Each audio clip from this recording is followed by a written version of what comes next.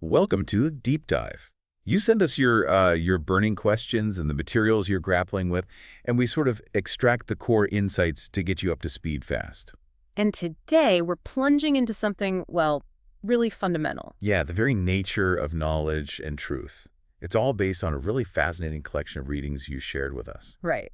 Our mission here in this deep dive is to really try and get to the bottom of how we know what we know and, what it even means for something to be true. We're tackling some pretty big questions about how we understand the world. We are. Basically, three core ideas guiding us. Okay, so first, how do we actually connect with the world? Is it mainly through our intellect, our thinking? Or is it through our senses?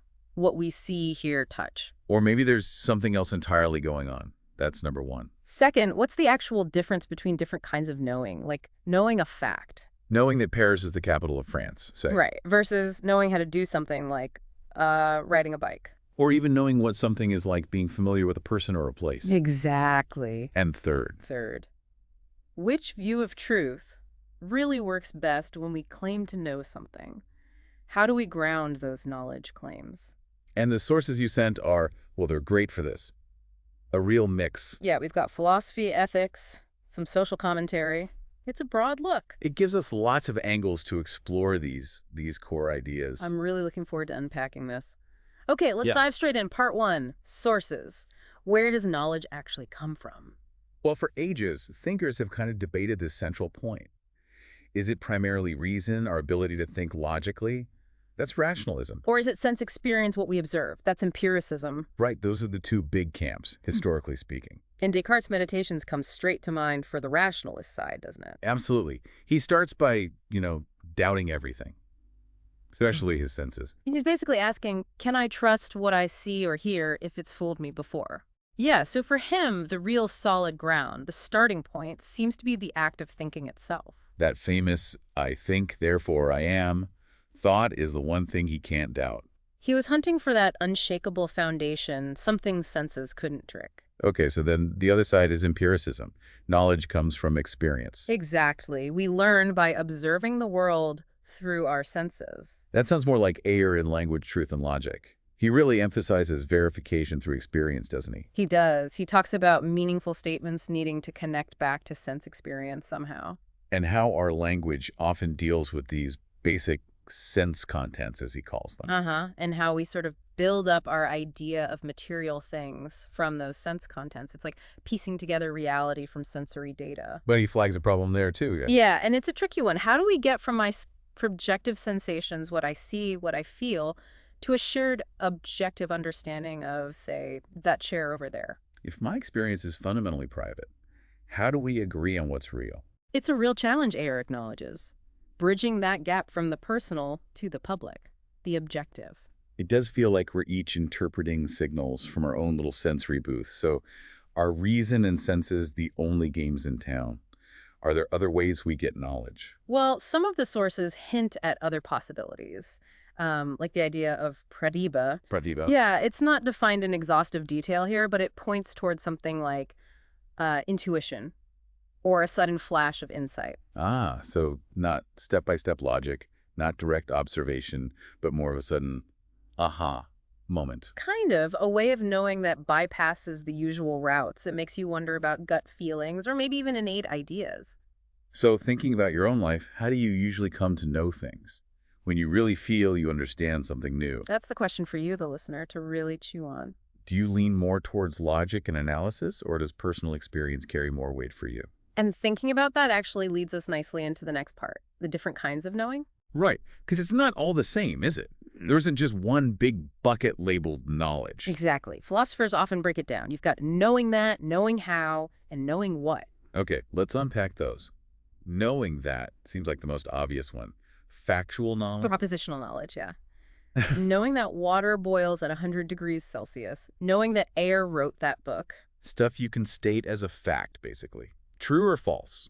Ties right back to Ayer's verifiable statements. Precisely. Then there's knowing how. Skills.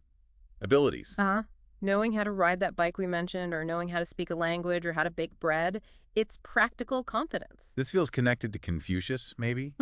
His emphasis on proper conduct? I think so, yeah. For Confucius, the superior person wasn't just someone who knew facts about virtue, but someone who knew how to act virtuously. Earnestness in conduct was key. So knowing that you should be honest is different from knowing how to be honest when it's difficult.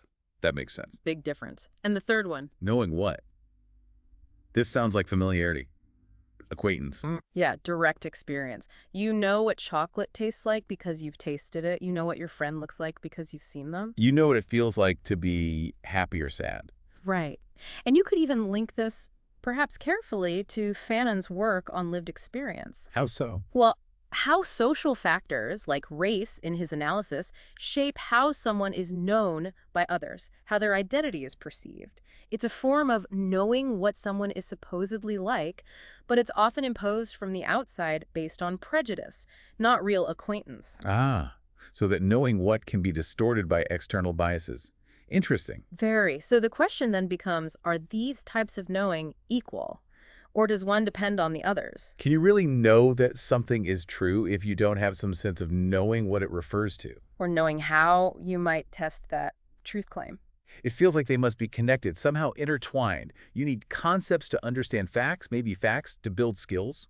It seems plausible. Okay, so we've looked at where knowledge might come from, sources like reason, sense, intuition, and the different forms it takes. That's how, what. Which brings us to the really thorny issue.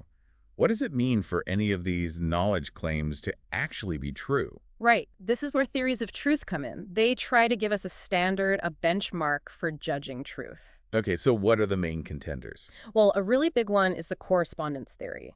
It's probably the most intuitive for many people. Okay. It basically says a statement or belief is true if it matches up with reality, if it corresponds to the facts out there in the world. Simple enough. The cat is on a mat is true if there actually is a cat on the mat. Exactly. It's about that word-to-world fit. This connects back to Ayer's focus on facts and experience, even if his specific analysis gets more technical about language.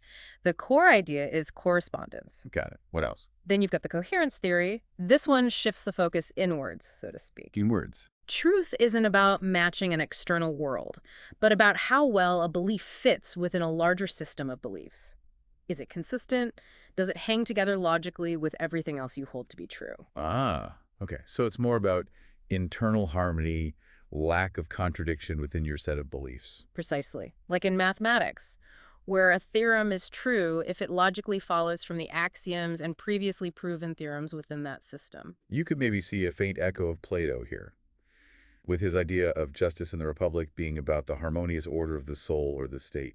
That's an interesting parallel. Yes, truth as a kind of internal coherence, a logical consistency within the whole web of beliefs. Okay, so correspondence is about matching reality. Coherence is about fitting together logically. Is there a third? There is. Pragmatism. This one takes a very different tack. How so? Pragmatism basically defines truth in terms of usefulness or practical consequences. A belief is true if it works. If it works. Yeah, if holding that belief allows you to navigate the world successfully, achieve your goals, make accurate predictions, solve problems, does it have positive, practical outcomes? So truth is about utility. What helps us get by? In a nutshell, yes. You can see links here to Mill's ideas in On Liberty. Yeah. He valued free discussion partly because testing ideas helps us find those that are most beneficial for progress and well-being. Their truth is tied to their good effects. And maybe even Nietzsche, when he talks about the utility of certain moral systems, even if he's critiquing their origins. You could argue that, yes, he examines the practical function, the value for life of different perspectives. So pragmatically, a belief's truth lies in its function or consequences. So if I believe a certain farming technique works, Yeah. and using it does lead to better crops, the pragmatist says that belief is true because it yielded results. Exactly. Real-world, practical success is the measure. Okay, 3 big theories. Correspondence, coherence, pragmatism. How do these actually help us ground our knowledge? Well, that's the crucial question for you, the listener, to consider. Which theory seems most convincing to you? Does one seem better suited for certain kinds of knowledge than others? It certainly seems possible. Like you suggested earlier, science often seems to strive for correspondence theories matching experimental data. While maybe mathematics or logic relies more heavily on coherence, internal consistency is paramount. And perhaps everyday beliefs or even ethical choices sometimes get judged pragmatically. Does this belief help me live a better, more functional life? It feels like the idea of truth itself isn't simple at all. It depends on what you're talking about. It's definitely multifaceted, and the sources we looked at, even implicitly, might lean on different understandings of truth. Think about Taylor on authenticity. Being true to myself. Hmm. That sounds less like correspondence to facts and more like something else. Coherence with an inner self. Or maybe even pragmatic in terms of living a fulfilling life. It suggests a personal, maybe even subjective dimension to truth, tied to self-articulation against horizons of significance, as he puts it. And Fanon, showing how social context, colonialism, race can shape what's even considered true about a person or a group, that overdetermined from without idea. Which challenges any simple notion of objective truth, suggesting power and perception play a huge role. Which also brings in Nietzsche and even Plato's Thrasymachus. Right. Thrasymachus arguing justice is just the interest of the stronger. And Nietzsche talking about master morality, where the powerful define what's good. It suggests truth or value systems can be shaped by power dynamics. Absolutely. And then Confucius brings in another layer, connecting knowing with virtue and proper conduct. Maybe some truths are lived, ethical truths about how to achieve social harmony. Wow. Okay, so these categories, sources, kinds, theories, they blur together, don't they? It's not neat boxes. Not at all. It's much more complex and interconnected in reality. So we set out with those three core questions: how we access the world, the different kinds of knowing, and how we ground truth claims. And exploring these diverse sources has definitely shed light on them, but certainly hasn't given us simple, final answers. No, if anything, it highlights the complexity and, frankly, the ongoing debates around these fundamental ideas. So as you reflect on this deep dive, we really encourage you to think about your own underlying assumptions. How do you decide what you know? What makes something true for you? And here's that final thought to leave you with. Given all these different angles, reason versus sense, knowing that versus knowing how, correspondence versus coherence versus pragmatism, plus all the social and personal factors. How does your understanding of the world and your place in it maybe shift a little? What new questions pop up for you to explore? Thanks for diving deep with us today. Keep those sources and questions coming for future explorations. Absolutely. Until next time, keep questioning, keep thinking.